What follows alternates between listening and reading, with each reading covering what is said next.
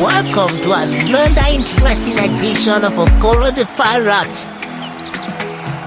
This is the Lost Grain Seekers. Dear friends, I see your feet itching for the road. You tell yourselves that your dreams lie across the waters, in the lands where rivers run wide and trees touch the skies. But before you leap, let me yarn you a story of wisdom, courage, and the truth about greener pastures. Once upon a time in a forest like ours, there was a grand grain jar that stood at the heart of the land, and for many seasons it overflowed with abundance. The animals of the forest fed freely, growing fat and content. They believed the jar would always provide, so they danced and sang around it, never thinking to ask, what if the grains run dry? But one fateful season, the jar emptied. Not a single grain was left. Panic swept through the forest. The field rats with their twitching noses sniffed the air and scurried away. The grains have moved, they cried. Let us follow their trail, and so they ventured across borders and into unfamiliar lands. But not all who embarked on the journey discovered the abundance they had hoped for.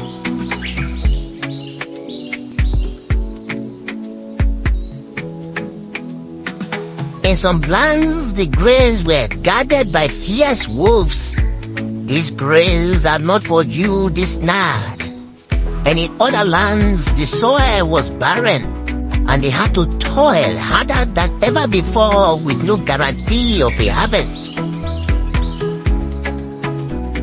Many returned home with weary feet and empty bellies, whispering, the world is not as green as it seems. Meanwhile, others remained by the empty jar, wailing, who stole our grains? They refused to move, convinced that if they cried loud enough, the jar would magically refill itself. But seasons came and went, and the jar stayed dry. But among them was a wise one who said, perhaps the grains were not stolen. Maybe they were never meant to stay in one place forever. With this thought, he ventured into the unknown, not to chase grains, but to plant his own. He found a patch of soil, tilled it with patience, and in time his jar overflowed once again. And when he returned, he told the others that grains are not treasures to be guarded. They are seeds to be planted. True abundance lies not in the jar, but in the hands that nurture the soil. So, my young friends, today you stand at crossroads, much like the animals of that forest. The jar you see seems to be empty, and your first instinct is to Japa, to go find greener pastures. But tell me, will you be like the rats who run blindly, only to return with tears of disappointment?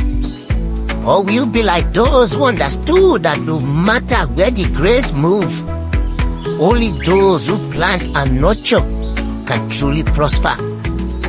Yes, there are lands where the rivers run wide, but not all who cross them drink deeply.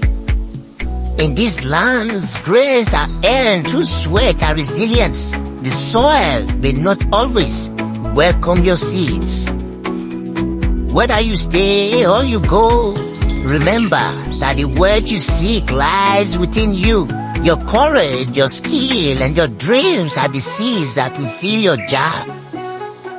But take this wisdom to heart, that greener pastures are a myth, and only those who are ready to till the soil, whether at home or in diaspora, will ever see their jars overflow. And so, my featherless friends, now Japa the hungry you are be, remember that grace do not chase after anyone. It is the planter who must seek the right soil, sow diligently and patiently wait for the harvest. So tread wisely and let your flight be guided by purpose, not by haste. And this is Okoro the Parrot, signing out.